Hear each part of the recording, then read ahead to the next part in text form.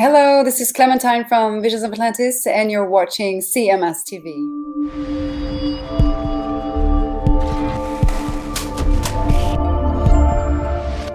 Well, I think what Eddie brought to the table, aside from all the things that you mentioned, was how he, and I know you already know this, John, being a Uber fan that you are, but the reason why they called his guitar the Frankenstein is because of all the, changes he made to it, the different woods and the different necks and the different bodies and, cutting into it and, altering the sound of the average guitar by playing around with different pickups and things like that just sort of, made it his own. It was a very unique thing. He was an innovator, when it came to that kind of a thing.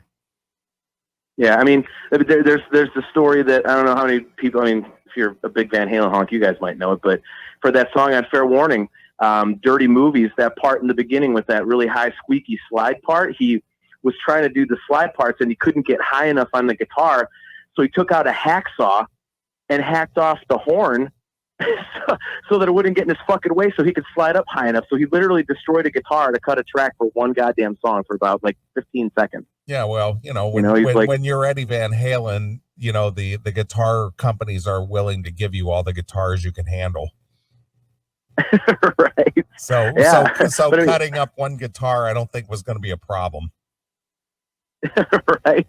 Yeah. I mean, you're right. I mean, he did things that nobody else did. Like you mentioned the Frankenstrat. I mean, it was a piece of shit, like slapped together guitar.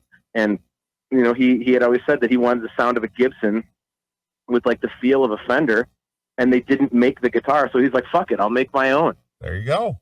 I mean, he just created an instrument for his own needs. And it's like, who does that shit? I mean, like you can look at like Tony Iommi with like distortion and all that stuff with Black Sabbath, and, Hendrix was close. And I think that's really the only guy that you can compare him to is, a guy like Jimi Hendrix, who kind of was a little bit similar.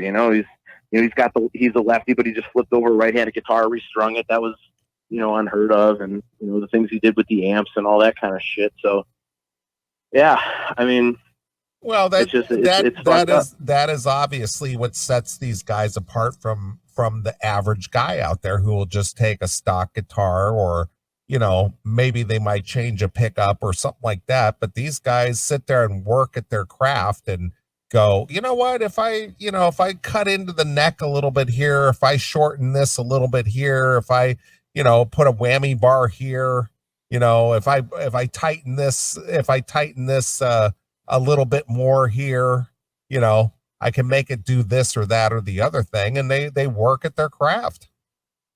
Yeah. I mean, Eddie always said that all the, quote unquote tricks that he did, he said he wasn't trying to be fancy. He said he couldn't afford all the pedals that were required to make those sounds. So he figured out how to do it with his hands. Like, he was fucking broke. So he wanted to do wah shit and like phaser and all this kind of crap. So, he did it like that. And, I mean, it really sucks because, you guys asked like, who's the next one? We mentioned that a minute ago, but, I mean, I think part of this goes back to a discussion you guys have had a lot of times on the show. And it's easy to say, you might never see anything like that again because you've only seen a couple people like that in music history. But I mean, so that's the easy answer. But I think, when you guys have discussed the fact that music these days is so devalued, it's the fact that, kids, there's not, back in the day, Eddie Van Halen was listening to Eric Clapton being like, holy fuck, I want to, play Eric Clapton. I want to do this, that, and the other. Like, music had value. So he wanted to learn to play. He wanted to do this. And music losing its value to kids these days, like, where's the inspiration to go be the next Eddie Van Halen or Jimi Hendrix or something like that, Well, as the old saying goes, John, and I know you've probably heard this, nobody remembers the second guy to walk on the moon. That's very true, man. Very true. So, well, cool. Yeah, I'll let you guys get back to the show. I just wanted to call and talk a little bit about it. Thanks, John. I'm glad you felt compelled to hijack the show for about 10 minutes with your dribble. Look, man, this was topical. I got in early, so I'm not calling in the middle of some other funny segment going, man, I know you guys are talking about aching fucking chicks, but boy, I'm sad that Eddie Van Halen died. How has Stephanie softened the blow for you this week, or has she? You know what? She actually really did. It's funny because, like, I mean, I my phone. Aiken and I were talking about it. Like, I mean, my phone literally still. I'm still getting messages from people and stuff like that. Like, I'm very outward about how much I'm a big Van Halen fan. And Steph actually found out before I did because I was at work and I had my phone in my desk, and I opened it up at like 4:15, and I see like 20 missed texts. I'm like, what the fuck? And I open up the text, and the first 3 words I see are Eddie. I'm like, oh fuck no. So I Googled Eddie Van Halen, and the first thing that comes up was the TMZ article. I'm like, son of a bitch. And Steph had. Thanks for calling, John. All right. And before he wants to take it out on you, I called for that.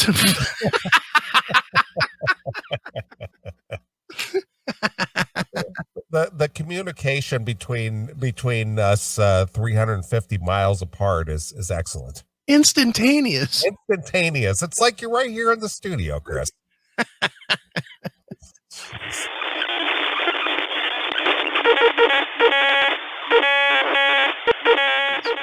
Bad news. Also, one of my biggest things in life that I could never do, that I still trying to do, was sit down with Alex Van Halen and do an interview, which I thought I was going to do multiple times. Why didn't it happen? Because some weird shit. So Alex there's a special phone call. You got to go. Could have. It was just that sometimes. You got to go, dude. Wait a minute. Yeah, and if you look, there's not a lot of Alex Van Halen, or none. If there's an Alex Van Halen interview, it's like 2 seconds. Yeah. Well, There's even his death statement about Eddie was just, I'll see you on the other side, bro. Dweezil Zappa wrote like a small book, like a soliloquy that was really good. And you think, yeah, Alex, like, great times, bro. Yeah. See you later. There's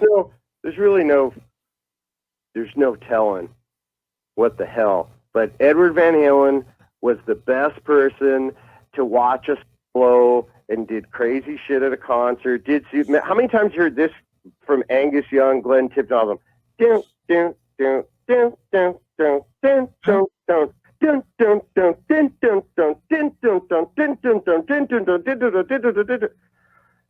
do that shit. So I've been to a lot of Van Halen concerts. Last concert, I like Edward Van Halen so much. Last concert I went to, Valerie Bertinelli was sitting in the seat behind me. Nice. Yep. I tried to get it, but she was with her weird husband dork. He must be a billionaire because he was a dork. She'd still looked really good. And I was like, I could work this out. But yeah, she sat in the seat behind me. Nice. But yeah, great. It's just, again, this is like part of why it's great that your show is, in a way, kind of like TMZ. You guys might have pioneered this idea and helped TMZ. Is like, you can talk about all kinds of issues, not just your subject. Their subject was like black women with oversized asses or drug-addled, like that's their show. Now they talk about all the news and the political issues and all that kind of stuff. Edward Van Halen had his own pattern. Yeah, he did. That's the shit. That's the shit.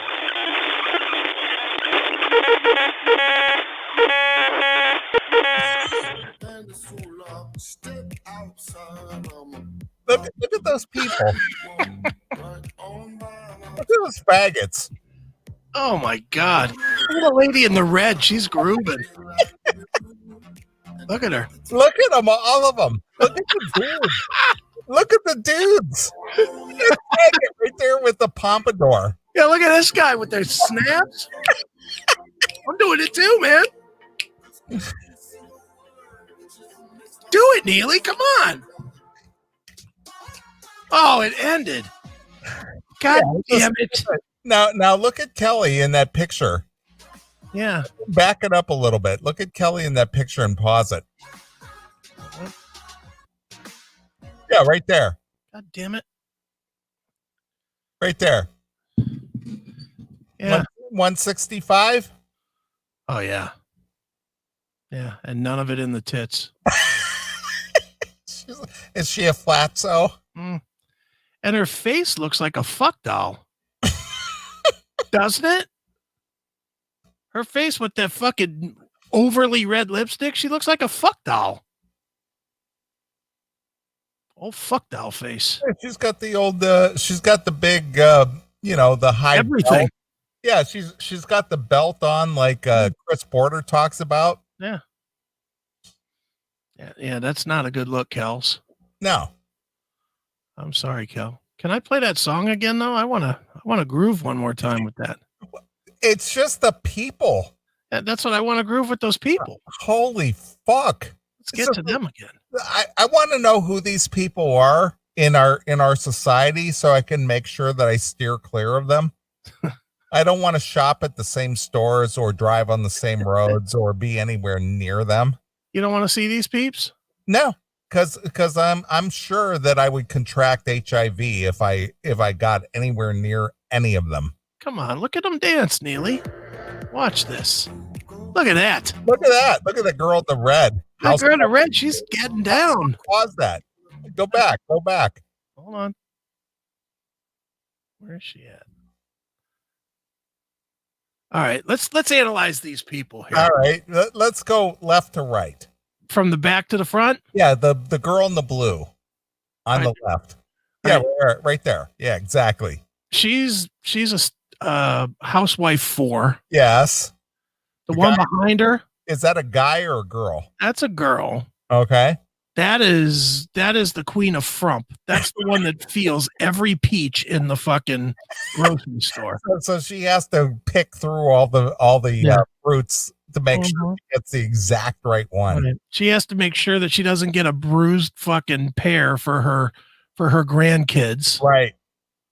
Then moving forward to the guy in the yellow shirt, definitely has tasted a dick or 6. Yeah, he swallowed a sword or 2. No kidding. How about the dyke behind him there? I liked her better when she was on the Carol Burnett show. Look at this faggot in the button down pullover. Look, one fat guy to another. Never on TV wear a shirt that has a fold. Exactly. That is a bad look for a fat guy. Especially when it shows your man tits. Yeah, exactly.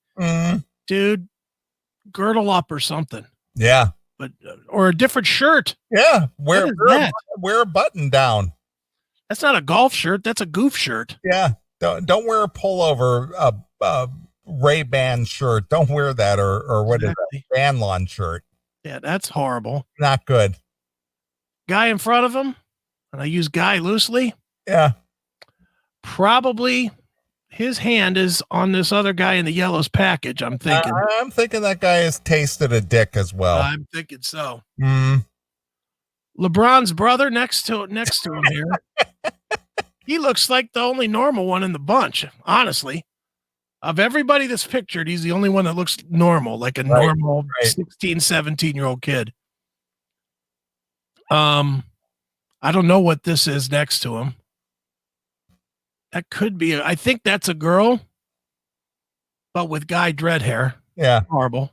Is that woman got green hair? Yeah, that's awful too. Yeah, she's like a middle-aged woman trying to look like a hip 12-year-old. Yeah. She's the one that you laugh at the bar because she's still trying to pretend that she's fucking, that she's still 25, but she's really 55. Yes, exactly. She's the old lady at the bar. Mm-hmm. And the one, which one? The one in the red. All right, she's the most obnoxious of them all. First of all, just the look on her face makes you know that she is a monumental cunt. Exactly. Oh my God. Just that look alone is like, where are my eggs this morning? How come you didn't make my coffee warm? Yeah. Ugh, she looks unappealing. Yeah. guy next to him, he looks like a normal dude. I'm not sure why he's there dancing to this fucking fruity song, but he looks fairly normal. I'm dancing to Vin Diesel. Girl in front, she's like ScarJo if ScarJo uglied up some, like if she was playing a homeless lady. And I think that's it. We can't really see this guy. All right, hit play. Let's watch these people grooving out to Vin Diesel doing a cover of a Kelly Clarkson song. All right. Look at that faggy look. That's awful. Jesus. Look at these people. Look at them. Oh, I got to pause this now. Now we got a bunch more people. Let's judge some of these other people that we didn't know. They're just so happy to be on TV. Yeah. Look at this guy in the back here. Though I got my mouse on him. Yeah, I see him. That could be Matt Wardlaw 25 years ago. Look at this black girl up front with the glasses on. Yeah. No, over. Oh, her? Yeah, her. And she's probably a teenager, I would think. Yeah, I know, but she's got the whole, oh man, I'm so happy to be on the Kelly Clarkson show. Meanwhile, the one right behind her looks depressed. Right. The other one's like, I fucking waited all day to be on for this. Well, look how diverse this whole audience is. They got everybody represented. They got the whites, they got the blacks, they got Chinese. the Asians. Yeah. You know, yeah. Everybody's fairly represented. And who would have thought Suge Knight would like this gay music? What's he doing there? You see Suge? Yeah, it looks like Suge right there in the maroon shirt. Yeah, there's Suge. Yeah, look at him. Well, look at this. Then you got this lady way over here in the corner. She's got to be a bank teller. Grooving out to Vin Diesel. Yeah. And what is this guy over here in the far corner wearing? What is that? What is that yellow and green sweater? That is horrible. Whose grandfather did he steal that from? Jeez, oh man. All right. Who knew Vin Diesel sang? I still don't know that he sings. Yeah, he's auto-tuned the shit out of this. Yeah, he's auto-tuned into just nonsense. Yeah. All right, let's get some more grooving going.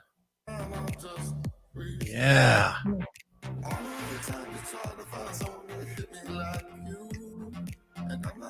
Who does this? Look at the girl in the red. She's the one who's the most annoying. Look at that guy in the red in the back, the Wardlaw guy. He's feeling it. Jesus Christ.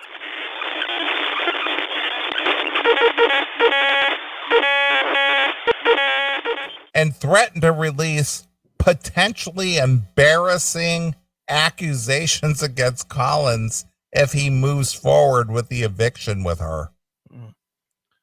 So we get to find out that he's got a small dick and comes quick. When he's fucking this disaster. The Genesis frontman and CV, who share sons, Nicholas 19 and Matthew 15, divorced in 2008. So they've been apart for 12 years. After he reportedly paid her a whopping, drumroll please, how much do you think? 20 million. No, not even half. Oh, wow. 50? Not quite. $46 million. Jesus. $46 million. That pussy must have been great. Oh my God. Jeez. Can you even imagine that? What I can't imagine is why Phil would put up with such shit. Yeah. She's gonna she's blackmailing him with fucking, I'm gonna reveal it. Who cares? If he's blowing horses, if that's his deal, if he's blowing horses, he's still fucking Phil Collins that has, even after all of his wasted money, probably still has $200 million. Well, you would hope so. She can't hurt him by saying negative. What's going to happen to fucking old crippled Phil Collins at this point. Well, this is what I want to know. If she received $46 million, Yeah, why can't she buy that house she's in? that's my point. Why does she fucking care if he wants her to move out? Why didn't he fucking take some of that money back and give her that house? Yeah. Say, well, this house is worth $5 million, so I'm going to give you $41 million. And you can keep your house. Jesus. Are you fucking kidding me? Boy. $46 million?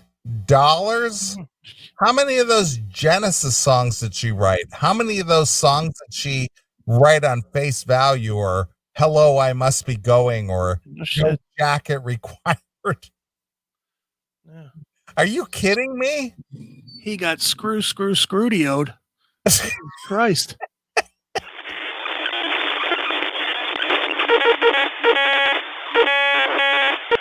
And before I go, shout out to the Classic Metal Show. I did an interview on there yesterday.